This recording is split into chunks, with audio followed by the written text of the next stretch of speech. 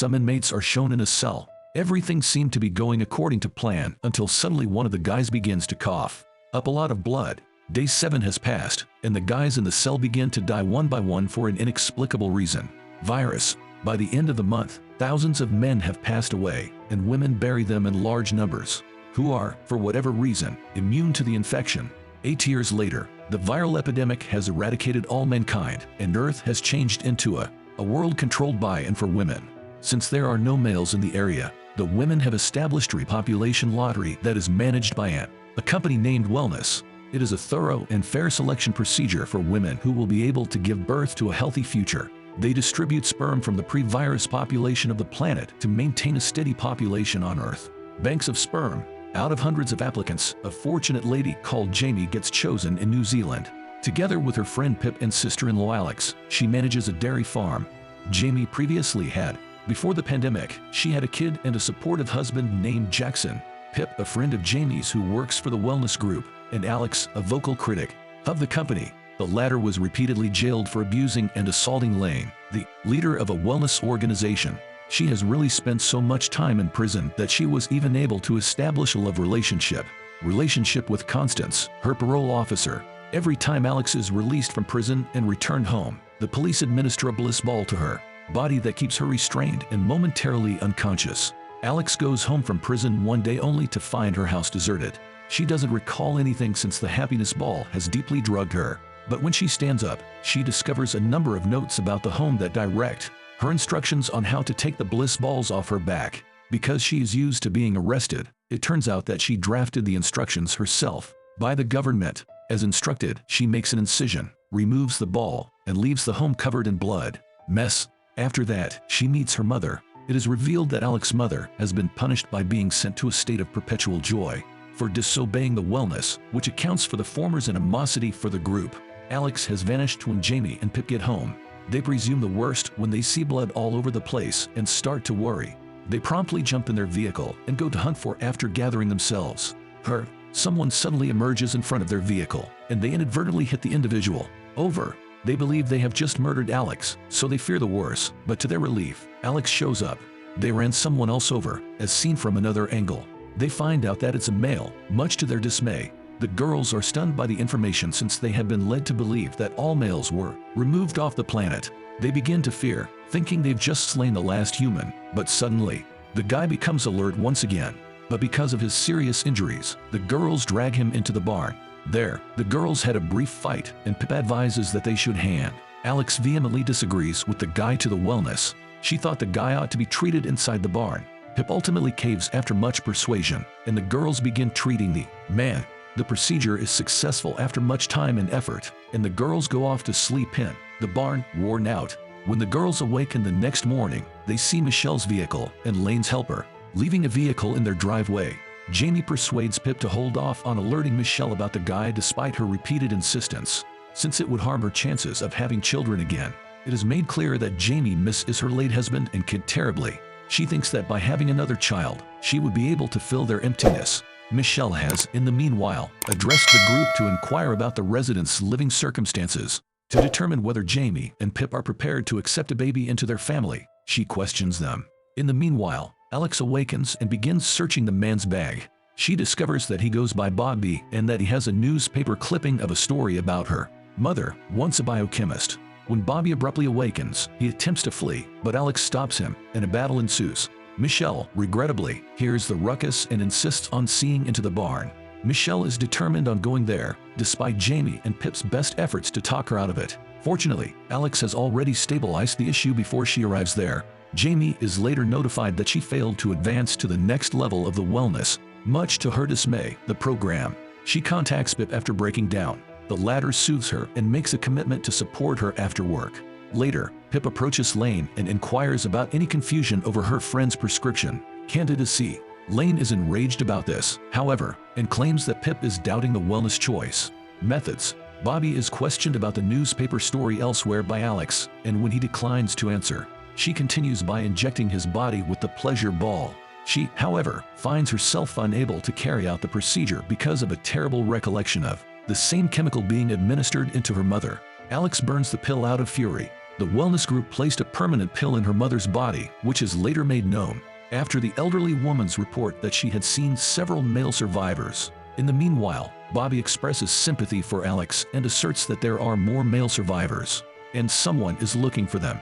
Jamie visits Dr. Harvey, the official gynecologist of wellness, in the following scenario. If she was turned down for medical grounds, Dr. Harvey shocks her by revealing that she had in fact given Jamie her blessing for the following stage. Jamie, who is desperate to have a child, goes to Bobby to acquire his sperm, but she ends up injuring his nose. In front of him, down, Pip shows up shortly after and sends Jamie back home while promising to assist her. She comes out of the barn shortly after with Bobby's sperm and gives it to Jamie. Jamie runs across a lady at a supermarket the next day who was also turned down by the wellness and has the ability to speak to her. To ensure Jamie has enough of sperm, Pip continues to badger Bobby for it. Sperm to conceive a child. She agrees to watch him shower under her supervision as part of a deal, which causes him to get aroused. Later, Alex makes a drink offer to Bobby in an effort to gain his confidence and get him to talk about wellness. She ultimately becomes inebriated, however, and Bobby seizes the chance to liberate himself and move away. Sadly, his injury prevents him from traveling too far and forces him to turn around. He then offers a SIM card to an unconscious Alex, saying that it may take them somewhere where the last survivors are held. At night, Jamie can't stop thinking about the bakery employee, so she chooses to communicate anonymously. "Per Bobby's sperm, please." The next day, Jamie discovers Pip skulking about the barn and realizes that she likes him. Pip claims she isn't drawn to Bobby, but Jamie doesn't believe her. In the meanwhile, Alex ultimately obtains a phone, and when she uses Bobby's SIM to activate it, they discover a message with the words "rise" from an unknown number. Pip observes the sperm donors pilling while at work. It turns out that the wellness are actively searching for a live guy after hearing about him. Seeking him out, she alerts Jamie and others to the development because she is alarmed. She then leaves work undetected and meets them at the property. After tracking the sperm back to the farm, the group dispatches police to conduct a raid. Alex, who is hiding behind the barn, accuses Jamie of being to blame for the predicament, not being able to go back to Jackson, her late brother Jackson's land. Bobby's phone calls out of the blue, and the person on the other end gives him an address. A mysterious lady is observed listening in on their talk in another location. At the location where Jackson and other ill men were burnt to death, the gang chooses to take refuge. To stop the disease, use death. There, the unidentified lady spots them and begins after them with a dart pistol, compelling them to flee. Bunch in their vehicle to go off. Bobby says the lady is a hunter, and 2 weeks ago, she murdered his buddy. The crew gets caught up in the Sinkfest celebrations while attempting to defeat the hunter, a celebration honoring the menstrual cycle. Bobby assumes the festival mascot's appearance since he has no option but to take part. Eventually, Lane and the hunter show up to the event as well, and the gang splits apart in the crowd. Jamie throws up in the middle of the commotion and discovers she is pregnant. Lane notices Pip in the meanwhile and queries her about Bobby. She proposes to pardon her buddies in return for a position on the wellness committee. Thanks for the details. While everything is going on, Alex and Bobby see the mother of the former among the wellness crowd and approach her. Hunter swiftly spots them, however, leading Bobby to flee and Alex distress. Mother to freak out. Before departing to see Jamie, Alex soothes her mother. Pip soon joins the girls and attempts to explain Lane's proposition to them, but they are unreceptive. They anchor along to Bobby's haven from Hunter, the Reflection Labyrinth. Hunter is able to calm Bobby down and depart, but the labyrinth is quite perplexing. He was riding in her vehicle. Fortunately, Jamie finds a way to board her vehicle while remaining undetected. She enters a covert facility after Hunter and Bobby and manages to put her to sleep using one of her personal dots. Jamie then brings him out of Hunter's house safely and tells him that she has received a conceived from his sperm. Later, Bobby and Jamie are joined by Alex and Pip.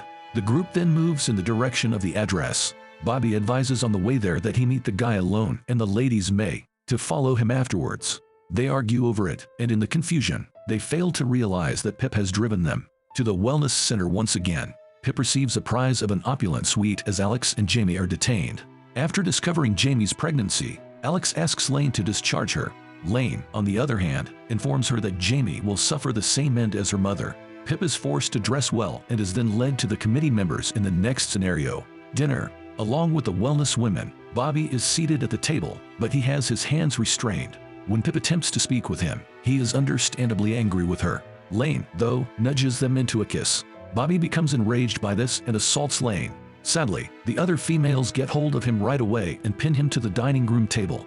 Lane then raises his shirt and commands Pip to make love to him in the role of Alex's police lover. Constance observes everything that happens. Lane becomes irate when Pip hesitates and threatens to remove her from the committee if she doesn't comply. Pip first tackles Bobby, but after seeing his discomfort, she approaches Lane. She charges her with attempting to create a brand new universe with her at the helm. Due to Pip's apparent movement of the other females, Lane promptly instructs Constance to seize her. Under arrest, 2 nurses are about to permanently put Pip into surgery when she brings him there.